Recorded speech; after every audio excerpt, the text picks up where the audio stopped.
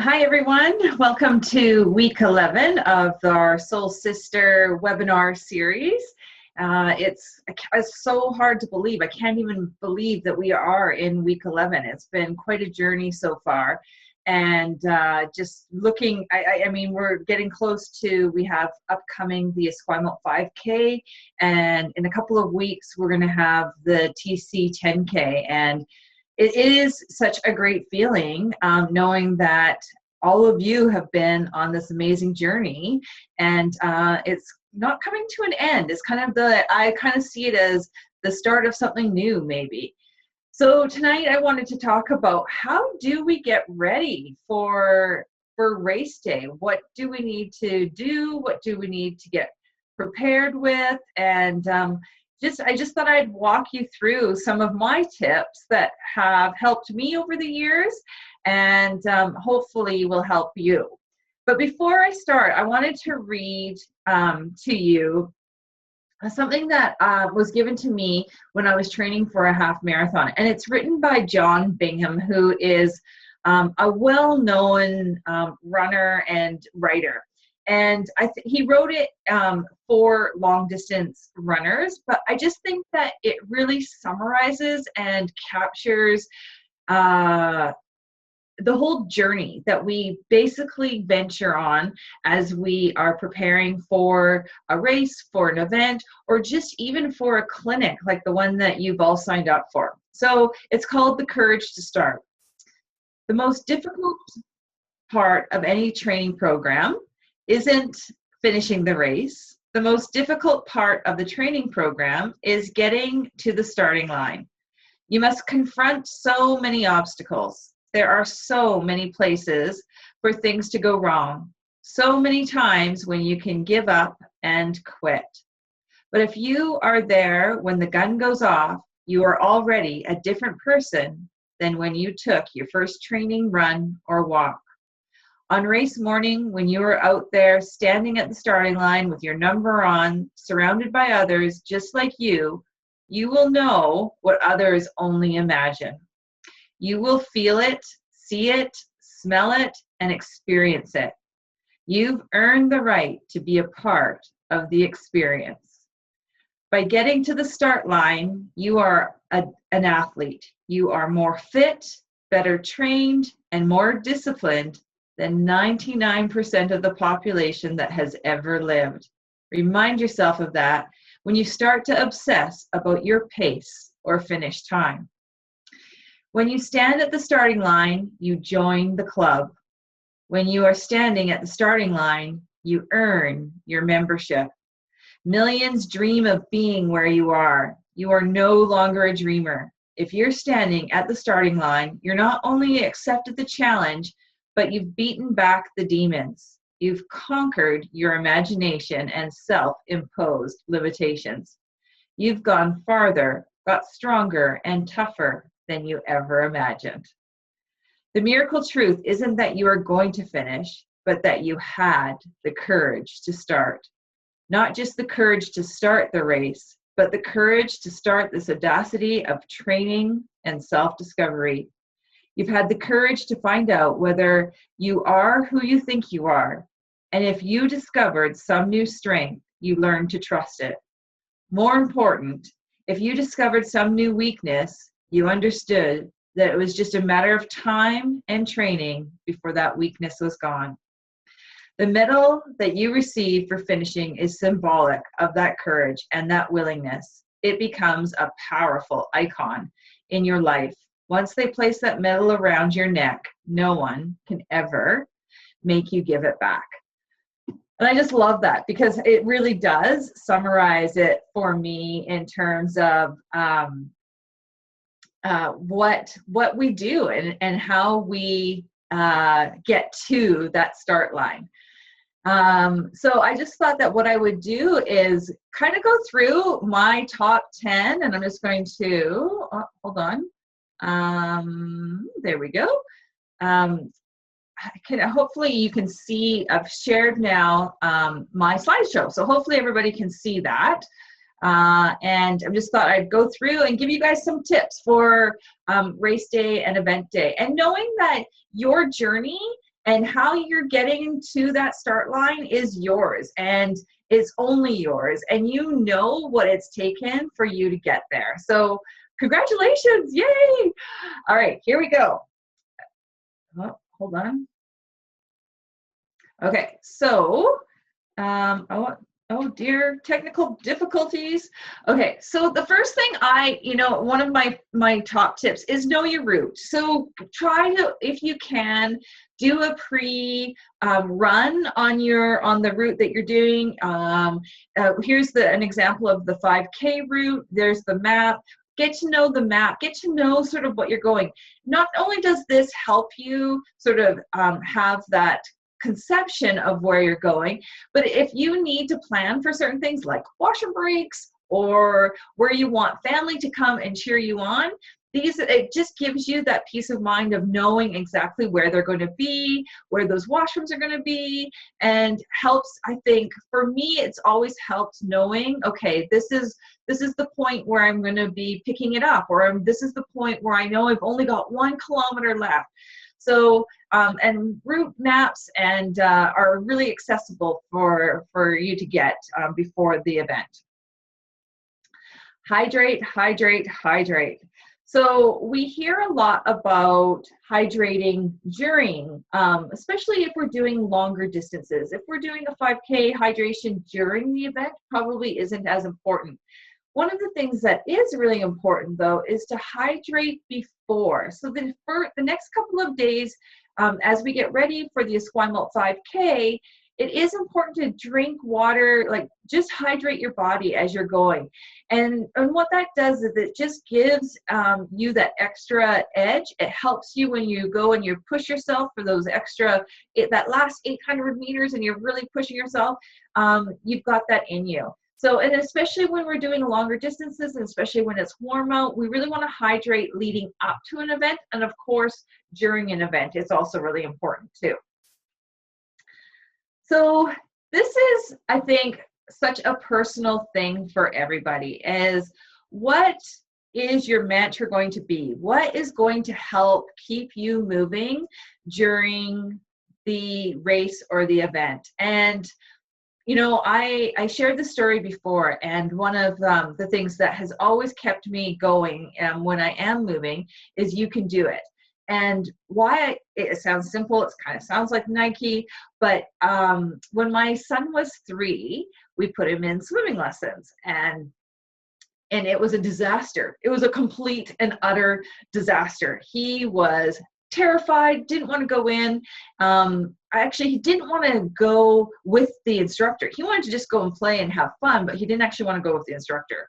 And so we had 2 weeks of where I was like rolling up my pants, going into the pool, getting him, because he was now trying to get away from the instructor, from me.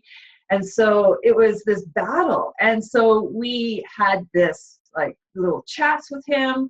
We were doing everything we possibly could to get him to do these swimming lessons. So then finally I got my husband to take him out to do it, because I was like, something's not working with me. And I'll never ever forget his little voice. And he phoned me on my husband's cell phone, and he's like, "Mommy, I did it."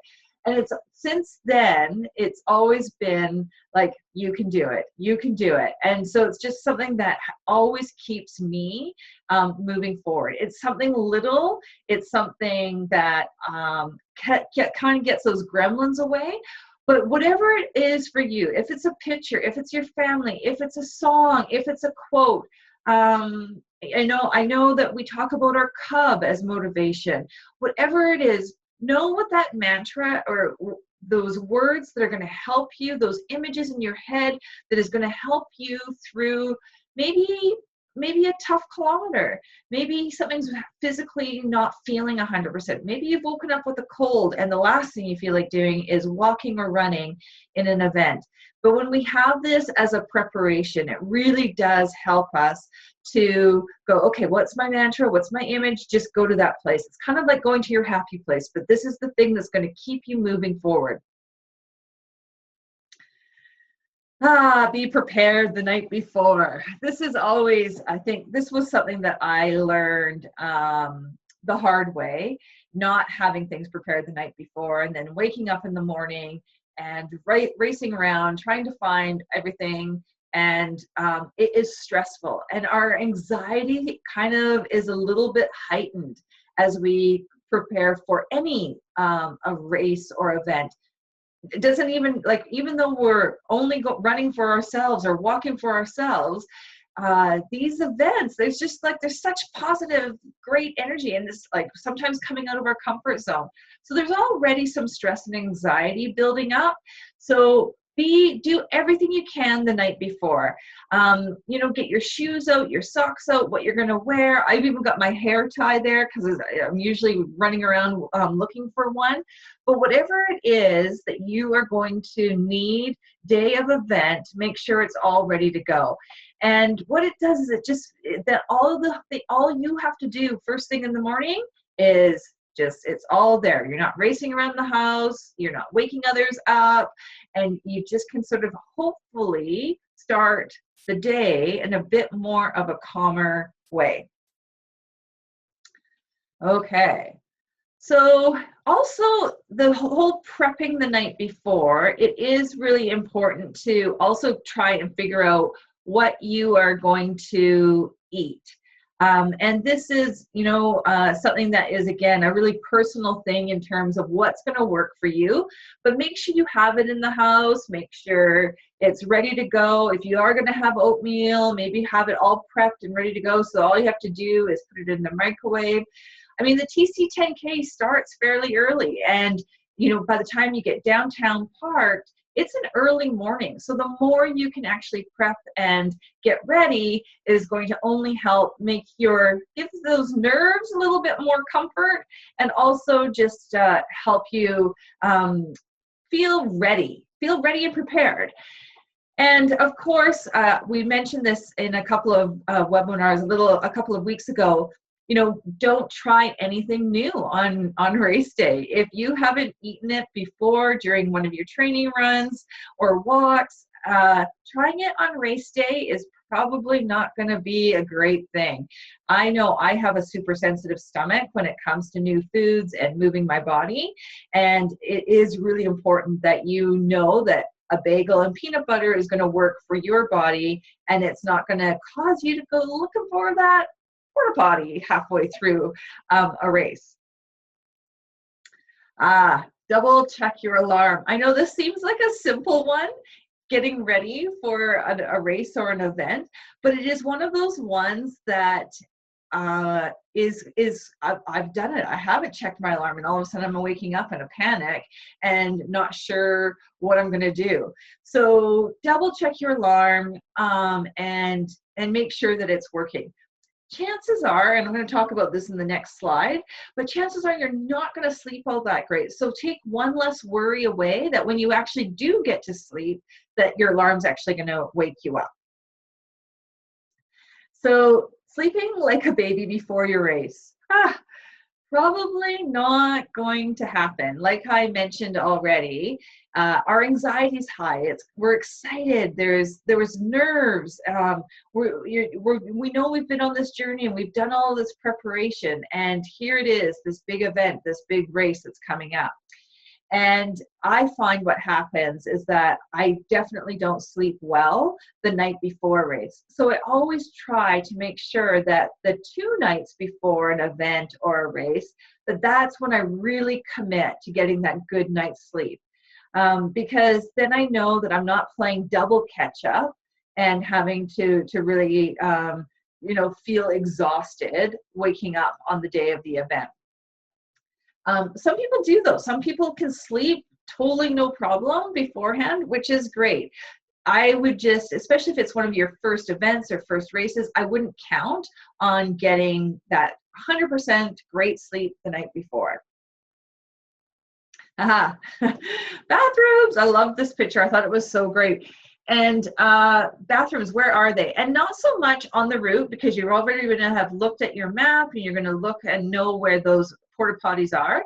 But where can you go to the bathroom prior to an event? So for example, the TC10K, which happens downtown Victoria, one of the secret places that us Soul Sisters like to visit prior to heading to the start line is in the Empress, and they are nice and warm and cozy, and they're actually flushable toilets. So know where the bathrooms are, because the porta potties at any kind of race or event are going to usually have huge lines, and lots of people are going to be there. So kind of find your secret spot to go so that you aren't going, oh my gosh, I don't know, I can't stand in this line anymore, but now the race is beginning and now I've got to go to the bathroom.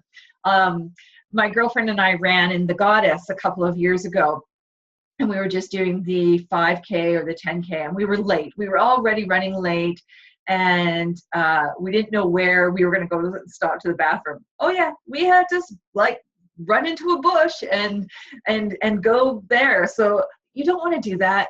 That's just not fun, not cool. So try to know what your plan is for a bathroom prior to, because as we all know, and especially as women, when our nerves are kind of going, you just have to go more frequently. So yeah, not fun. Meeting up beforehand with a bunch of sisters before an event and a race. And Mina sent out the email regarding meeting at the Esquimalt 5K and meeting behind the Archie Browning Sports Center. For the TC 10K, we meet at Helmicken House. And there is nothing better for me when I am a little bit nervous, when I'm excited, to be around a whole group of other people, other soul sisters who are really, it's just like a big group hug, and you just know you're so supported. And it's just this feeling of knowing that you are here with all of these other people. And so sometimes we're running late, or we're not sure if we're going to be able to make it for that meeting. And I really encourage everybody, if you can make it for that sort of get together, it is, I find it is such a calming part of my whole journey and my whole adventure when I'm participating in any kind of race or event. This is taking pictures. Take the before pictures. I think I always have dreams that I'm going to take the after pictures, or I'm going to find the group of people that I want pictures with, and we're going to have those pictures. And my experience is that those pictures don't happen after, so take them before, because you want to capture this moment. You want to capture this accomplishment, what you've been a part of, what you've worked towards, especially if you're with your friends. And it gives you something to look back at and go, oh my gosh, I remember that event. I remember what was going on for me. I remember how nervous I was. I remember how excited I was. I remember that I got to cheer on one of my good friends that I'd been in the clinic with and cheer them on before they went on this amazing journey. So I love the before pictures, and I think there's just such a great record for looking back. And celebrate. I mean, here's some after pictures, which is great to see. Celebrate what you have done, what you have accomplished, because it truly is an amazing thing. Sorry, my phone is totally ringing. I'm just gonna turn it off there. Anyways, it's gonna ring. But celebrate, whether it's with friends and family after, whether you go and have your own little celebration. Celebrate what you've achieved, no matter what event you're participating in, no matter what the distance is. You've done it. You started the journey. You had the courage to start the journey, and now you've got a medal to actually prove that you finished a part of that journey, which is totally worthy of celebration. And I think we forget sometimes to actually celebrate those accomplishments that we've achieved. For me, participating in events is not about getting my best time. It is not about having my PBR and all of those kind of things. My goal for an event now is just to be inspired by everybody else around me, which is what happens. And that's why I love the TC 10K so much, is that this is an event that you have high level athletes, and then you have people who have never run before and are now running or walking a 10K. And then you have everybody else in between. And here you have 10, 12,000 people all doing the exact same thing. And there's not really any other sport out there that allows us to participate all together doing the same thing. And so I am inspired when I see those amazing athletes come kind of almost lapping me. I am inspired by what their bodies are able to do and the effort that they put in to be so elite. And yet I am also inspired by every single person in between just being out there because they can. So I hope that some of those tips have just helped you in what you want to do prior to the event. And if anybody has any questions or not sure of anything about leading into an event, please let me know. Oh, sorry, hold on. And I'd be more than happy to share any of my experiences with you and help you be ready for this really amazing journey. Hold on, sorry, I've lost my Zoom.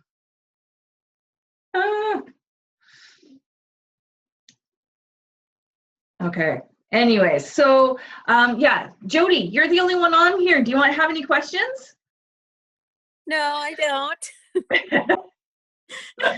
I didn't know I was the only one. You're so ready, Jody. You're going to be so ready. You've like done so much prep, and I'm just so excited for you. Thank you. Avila's here too, watching and listening. Oh, hi, Avila. Say hi. She's shy.